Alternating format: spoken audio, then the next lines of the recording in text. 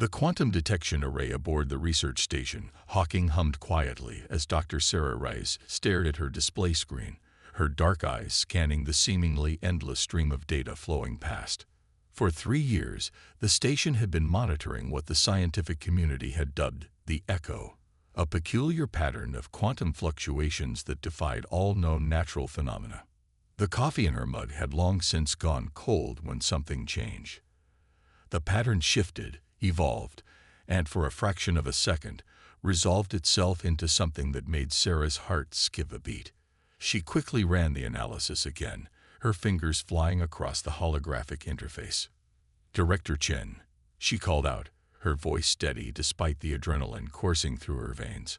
"I think you need to see this." Director Michael Chen, who had been reviewing reports at his station, moved swiftly to her side. His weathered face remained impassive as he studied the data, but his eyes widened slightly, a tell that Sarah had learned to recognize during their years working together. "It's a signal," he said quietly, "and it's not random." The echo, as they would later discover, was the quantum wake of a vast civilization. The Nilari, who had mastered the art of quantum fold travel centuries ago. Their ships didn't so much move through space as they did fold it, leaving ripples in the quantum fabric of reality that the Hawking sensors had finally learned to detect.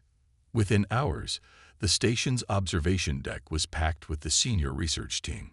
Through the reinforced viewport, they watched as space itself seemed to wrinkle, like fabric being pinched between invisible fingers. A ship emerged, if you could call it that.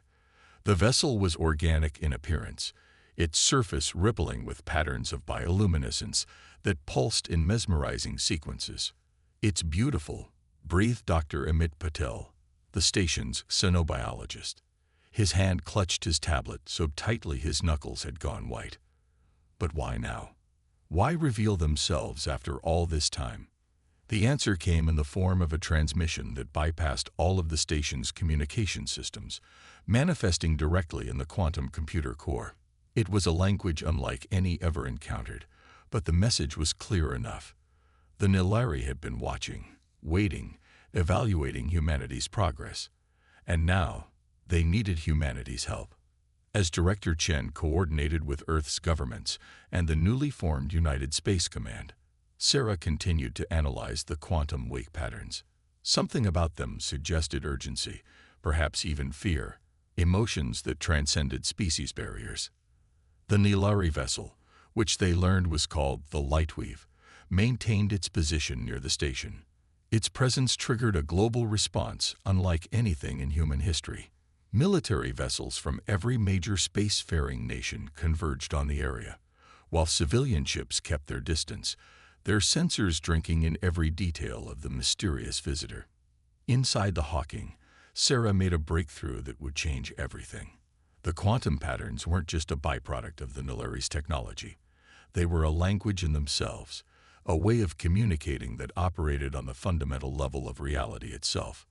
"Look at this," she explained to Director Chen, projecting a holographic model of the patterns. "They're not just talking to us through conventional channels. Every fluctuation, every ripple in quantum space carries meaning. It's like they found a way to speak through the fabric of the universe itself." Chen studied the patterns, his expression grave. "Can you decode it?" "I'm trying, but it's like learning to read music by feeling the vibrations in the air. We need to think differently, see differently." She paused, a thought striking her. Maybe that's why they chose now to appear. Maybe they needed someone who could understand this kind of communication. As if in response to her words, the Lightweave's bioluminescent patterns shifted, creating a cascade of light that matched perfectly with the quantum fluctuations Sarah had been studying. The message that followed was transmitted simultaneously through conventional channels in quantum space. "Humanity has reached a crucial junction. Your understanding of quantum mechanics has opened a door, but what lies beyond it may determine the fate of multiple civilizations. We offer you a choice: remain as you are, or join us in facing a challenge that threatens the very nature of space-time itself." The message sent shockwaves through the scientific community and beyond. Humanity stood on the brink of a new era, But as Sarah studied the continuing quantum transmissions, she couldn't shake the feeling that the Nilari's arrival wasn't just about first contact or technological exchange.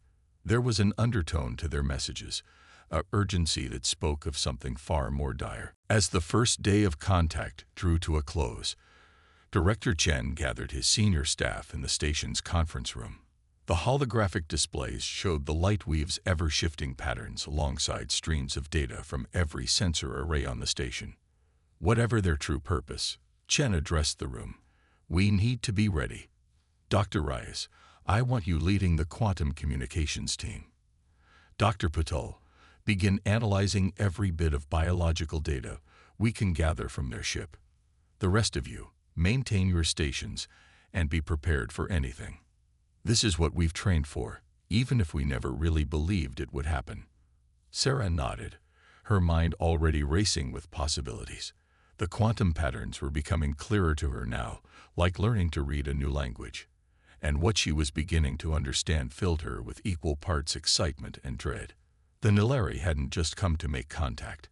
They had come to recruit humanity for something far bigger than anyone could have imagined.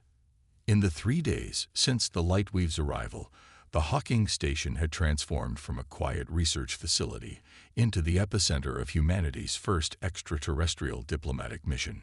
Sarah Reyes hadn't slept more than a few hours, her mind consumed by the intricate quantum language of the Nilari. The station's main conference room had been converted into an impromptu command center. Holographic displays showed everything from real-time sensor data to news feeds from Earth, where billions watched and waited for updates. Director Chen stood at the head of the table, addressing the assembled team of scientists, military officers, and newly arrived diplomatic personnel. The Nilari have requested a formal meeting, he announced, his voice carrying the weight of history. They've chosen 3 representatives to come aboard the station. Dr. Reyes, given your breakthrough with their quantum communication, you'll be part of our reception team. Sarah nodded, trying to hide her nervousness. Her recent discoveries had revealed that the Nilari's quantum language wasn't just a means of communication. It was a window into their very way of thinking. They perceived reality as a fluid, interconnected web of possibilities, making their thought processes as alien as their appearance. The arrival of the Nilari representatives was unlike anything the human delegation had prepared for. Rather than using the station's airlocks, 3 points in space simply shifted. Where empty air had been moments before, 3 beings now stood. Their bodies seemed to be composed of crystalline structures that flowed like liquid, refracting light in ways that made them difficult to look at directly. The tallest of the 3 stepped forward, its form resolving into a more humanoid shape.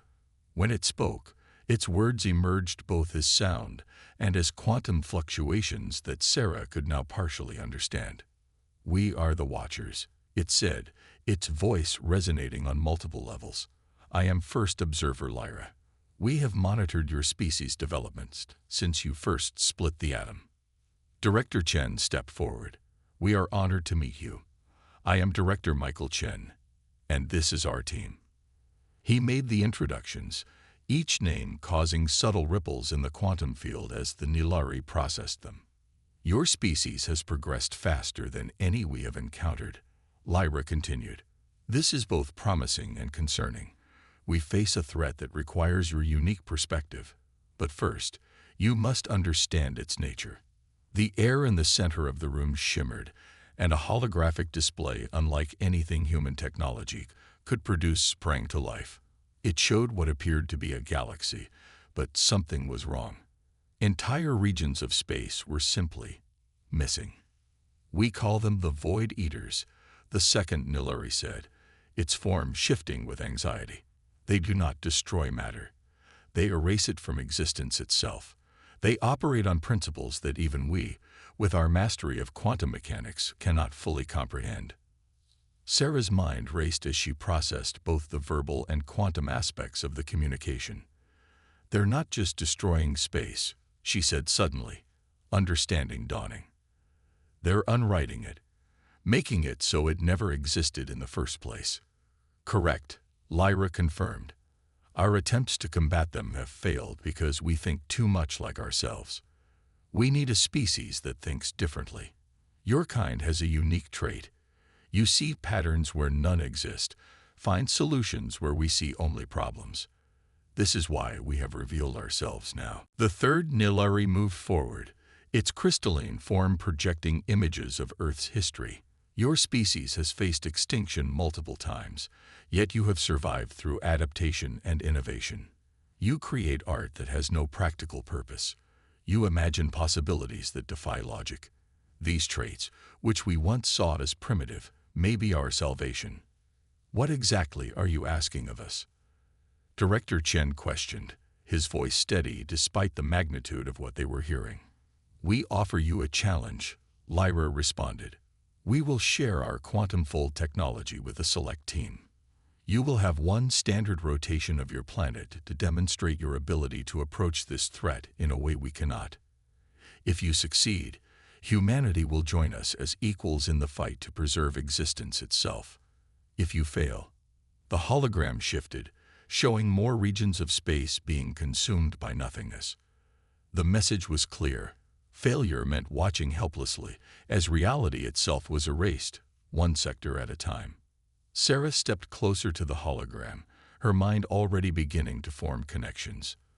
The quantum language of the Nilari had shown her that reality was more flexible than humanity had imagined, but it had also revealed something else.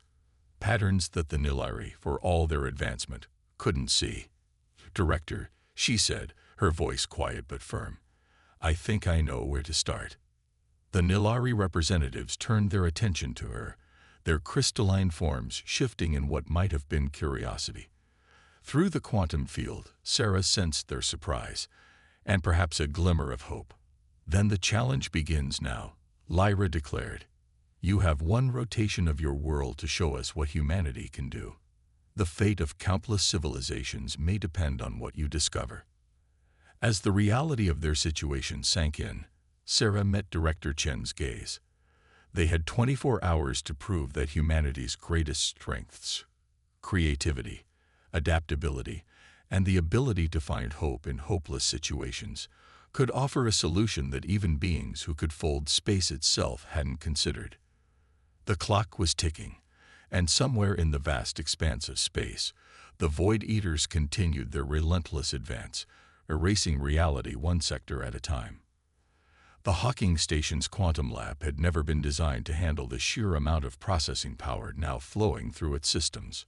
Holographic displays flickered across every available surface as Sarah Reyes and her hastily assembled team worked against the clock. 18 hours remained in their deadline, and every second counted. The Nilari approached the problem like quantum physicists. Sarah explained to the gathered team, her hands moving through the holographic model of void-eaten space. They see reality as equations to be solved. But what if we look at it differently? What if we treat it like a disease? Dr. Amit Patil leaned forward, his expertise in xenobiology finding new purpose. You mean like an immune response? But we're talking about space itself, not a biological system. Are we, though? Sarah challenged, pulling up the quantum readings she'd been studying. Look at these patterns. The way the Void Eaters spread isn't random. It's almost organic. Director Chen watched from the corner, his presence a reminder of the stakes they faced.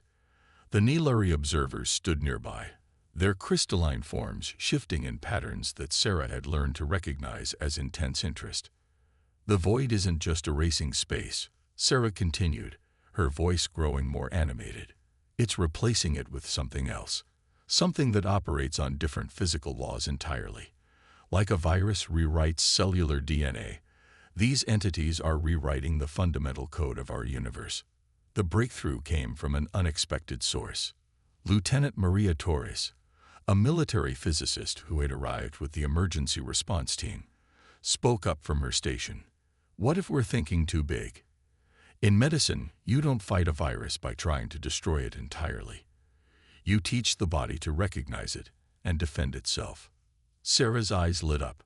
That's it. We're not trying to stop the Void Eaters. We're trying to teach space itself to resist them. The next few hours were a blur of activity. The team worked to modify the Nilari's quantum fold technology, approaching it not as a means of transportation, but as a delivery system. Sarah's understanding of the quantum language proved crucial, allowing them to communicate their ideas to the Nilari in ways their alien minds could comprehend. "Think of it like a vaccine," Sarah explained to first observer Lyra. "Using both verbal and quantum communication, we're not trying to destroy the Void Eaters directly. Instead, we're creating quantum antibodies, programmed fluctuations in spacetime that can recognize and resist the Void's advance." The Nilari's crystalline form pulsed with what Sarah now recognized as excitement. "You would teach reality itself to fight back. This is not how we think. Our solution would have been to strengthen the barriers between dimensions, to fortify reality against attack. But fortifications can be breached." Director Chen interjected. "An immune system adapts, evolves, learns from each encounter. It's how life itself persists against all odds." As the team refined their approach, they discovered something else. The quantum patterns left behind by the Void Eaters contained information, like genetic material left behind by a virus. By studying these patterns, they could understand not just how the Void spread, but how it chose its targets. With just 6 hours remaining, they were ready for their first test. The Nilari provided a secure quantum bubble, a small portion of space isolated from the rest of reality. Inside it, they would attempt to introduce their quantum antibodies and observe their interaction with a simulated void breach. Sarah stood at the primary control interface, her hand steady despite her exhaustion. The quantum bubble appeared in their sensors as a perfect sphere of possibility, a testbed for their theory. With a series of precise adjustments, she initiated the procedure. The results were immediate and spectacular. As the simulated void began to spread through the bubble, the quantum antibodies responded. They didn't just resist the intrusion. They began to restore the erased space, using the void's own patterns against it. "It's working," Sarah breathed, watching as the sensors confirmed what their eyes could barely comprehend. The antibodies aren't just stopping the spread, they're reversing it. First observer Lyra moved closer to the displays, its crystalline form refracting light in patterns of obvious agitation. "This approach, it is so simple, yet we would never have conceived of it. You treat space itself as a living thing, capable of learning and adaptation." "Because in a way, it is," Sarah replied, her voice filled with quiet confidence. "The universe isn't just a set of mathematical rules. It's a complex system, like an organism. And like any organism, it can be taught to protect itself." As the test concluded successfully, a palpable sense of hope filled the room. They had done more than just pass the Nilari's challenge. They had opened up an entirely new way of thinking about the nature of reality itself. Director Chen placed a hand on Sarah's shoulder. "Well done," he said simply, but his eyes conveyed what words couldn't. Pride, relief, and the weight of what their discovery meant for the future of both species. The Nilari representatives conferred briefly, their quantum communications creating a complex web of possibilities that even Sarah could only partially understand. When they turned back to the human team, their crystalline forms had aligned in what she now recognized as a gesture of profound respect. "You have shown us something we did not expect," Lyra announced. "Not just a solution, but a new way of understanding existence itself. The challenge is more than met. Now we must prepare for the next phase, implementing this defense on a galactic scale." The Lightweave's central chamber dwarfed anything humanity had ever constructed. Sarah stood with Director Chen and Dr. Patel before a three-dimensional map of the galaxy, watching as red markers indicated the advance of the Void Eaters. The quantum antibody solution had worked in controlled tests, but scaling it up to galactic proportions presented challenges none of them had anticipated. "The void is spreading faster than we can deploy the antibodies," Sarah explained to the assembled human Nilari task force. "Traditional deployment methods won't work. We'd need millions of ships spreading quantum antibodies across countless light-years of space." First observer Lyra's crystalline form pulsed with concern. Our fastest ships cannot cover such distances in time. Even with quantum-full technology, we cannot be everywhere at once. Then we stop trying to be everywhere, Lieutenant Torres interjected, stepping forward. We've been thinking about this like a vaccination program, but what if we approach it like a viral marketing campaign instead? The Nellari's confusion rippled through the quantum field, but Sarah's eyes lit up with understanding. Of course, we don't need to deliver the antibodies everywhere ourselves. We can make space distribute them automatically. Over the next few hours, the team refined their approach. They discovered that the quantum antibodies could be programmed to replicate themselves through natural quantum fluctuations in spacetime, the same cosmic background noise that had allowed them to detect the Nellari in the first place. The challenge shifted from distribution to control. An unchecked replication could be as dangerous as the void itself. Sarah and her team worked tirelessly to build in limitations, fail-safes, and control mechanisms. The antibodies needed to be smart enough to spread and adapt, but not so aggressive that they would disrupt the natural fabric of spacetime. The first real test came sooner than anyone expected. Long-range sensors detected a massive void breach in the Carina arm of the galaxy, threatening thousands of inhabited worlds. There would be no better opportunity to prove their solution could work on a cosmic scale. The Lightweave, accompanied by 3 human vessels retrofitted with quantum technology, moved into position at the edge of the affected zone. Sarah stood at the primary control interface, her hands steady despite the weight of responsibility. Remember, she addressed the combined fleet, we're not fighting the void directly. We're teaching space itself to resist it. Once we release the initial batch of antibodies, the natural quantum fluctuations should carry them throughout the region. Director Chen's voice came through the comm system. All ships report ready. Sarah, whenever you're ready. She took a deep breath and initiated the sequence. The quantum antibodies flowed from the ships like cosmic pollen, riding the currents of spacetime. At first, nothing seemed to happen. The void continued its inexorable advance, erasing stars and worlds from existence. Then something changed. The quantum field began to ripple in new patterns, spreading the antibodies faster than any ship could travel. Space itself was learning, adapting, fighting back against the intrusion. But something was wrong. The void wasn't retreating as it had in their tests. Instead, it seemed to be adapting, changing its patterns to counter the antibodies. It's evolving. Sarah realized with horror. The void isn't just eating space, it's learning from it. Our antibodies are teaching it how to be more effective. The situation deteriorated rapidly.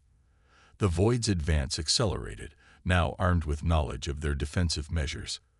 Emergency signals flooded in from nearby systems as the enhanced void began consuming space at an unprecedented rate. We need to shut it down, Director Chen ordered. Abort the deployment.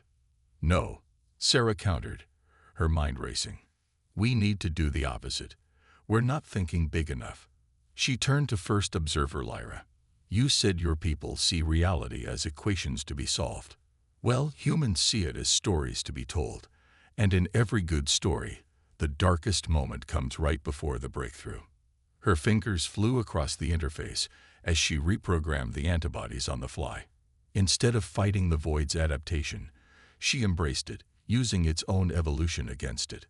The void learns by consuming, she explained as she worked. So let's give it something it can't help but consume. Antibodies programmed with a quantum paradox. When it absorbs them, it'll be forced to process an unsolvable equation. The Nellari observers shifted anxiously. Such a paradox could destabilize the entire region of space.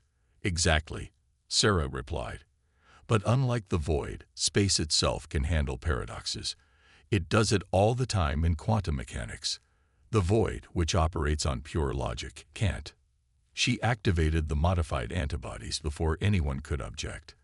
They watched as the void eagerly consumed the new pattern, only to begin fluctuating wildly as it encountered the paradox. Space itself seemed to shudder as the void tried to process the unprocessable. Then, in a display that defied description, the void began to collapse in on itself, Where it had been erasing space, now it was being erased, unable to maintain its own existence while trying to resolve the paradox. "It's working," Dr. Patel exclaimed, monitoring the quantum readings. "The void is retreating faster than it advanced. And look, the antibodies are spreading through the quantum field, carrying the paradox to other void incursions." They watched in awe as their solution propagated across the galaxy, turning the void's own nature against it. Space that had been erased began to reappear, restored by the same quantum principles that had nearly destroyed it. First observer Lyra's form pulsed with what Sarah now recognized as joy. "You did not just solve the problem. You transformed it into its own solution. This is beyond anything we could have conceived." 3 months had passed since the defeat of the Void Eaters, and the Hawking Station had transformed into a hub of interstellar cooperation. The once empty observation deck now hosted representatives from 24 alien civilizations, all eager to learn from the species that had solved what they had thought unsolvable. Sarah stood at her familiar station, but now she was teaching rather than researching. The quantum language of the Nilari had become a bridge between species, allowing them to share ideas in ways previously thought impossible. Through the station's vast windows, she could see the lightweave floating alongside vessels from across the galaxy, their diverse designs a testament to the many approaches to exploring space. "The quantum antibodies continue to spread," she explained to her mixed audience of humans and aliens. "But more importantly, they're evolving. Each encounter with a remnant of the void makes them more sophisticated. Space itself is becoming more resilient." Director Chen, now serving as Earth's representative to the newly formed Galactic Council, stepped into the room. His presence still commanded respect, but there was an ease to his bearing that hadn't existed before the crisis. "The Council has reached a decision," he announced. "They're calling it the Quantum Integration Protocol. Earth will serve as the primary training center for teaching our approach to quantum mechanics to other civilizations." The news rippled through the quantum field, carrying overtones of excitement and anticipation. The Nilari, who had once seen humanity as primitive, now sought to understand the intuitive leaps that their logical minds struggled to make. "It's not just about the technology," Sarah added, addressing the gathered beings. "It's about perspective. Humans have always existed in a state of quantum uncertainty, believing in things we can't prove, finding patterns in chaos, embracing paradox instead of trying to resolve it. These weren't weaknesses, as some thought. They were evolutionary advantages." First observer Lyra, who had become a regular presence on the station, moved forward. Its crystalline form had adapted over time, becoming easier for human eyes to focus on. "Your species has taught us that there are many ways to perceive reality. The void threatened us precisely because we were too certain of our own understanding." Dr. Patel, who had been working with various alien species to understand their biological approaches to quantum mechanics, joined the conversation.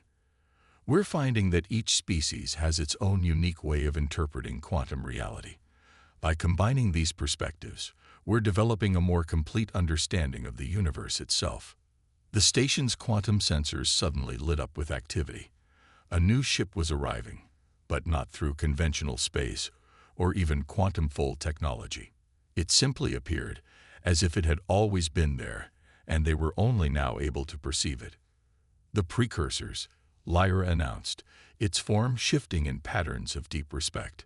The beings that emerged from the ship defied description. They existed simultaneously in multiple quantum states, their very presence challenging the boundary between possibility and reality. They had been mentioned in Nilari legends, the first species to achieve quantum consciousness, who had vanished eons ago into what was thought to be ascension. The precursors' communication came not in words or quantum patterns, but in pure understanding. They had been watching, waiting for a species to discover what humanity had stumbled upon. That consciousness itself was a quantum phenomenon, and that the universe was not just alive but aware. "You have done more than save space from the void," the understanding flowed into their minds. "You have helped the universe recognize itself.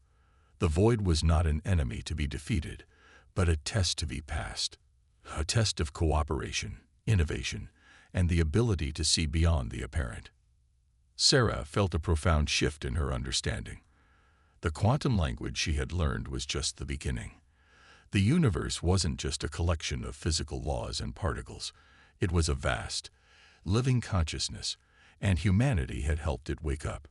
Director Chen stepped forward to address the assembled beings. So what happens now? The precursor's response carried both challenge and promise. Now the real work begins.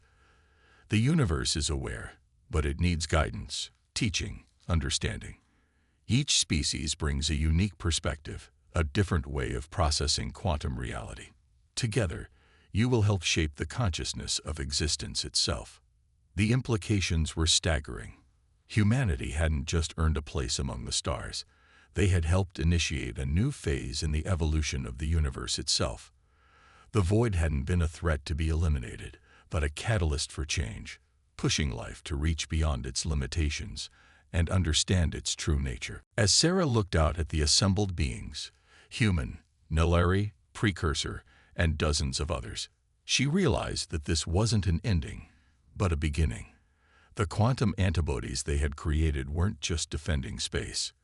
They were connecting it, creating a neural network on a cosmic scale.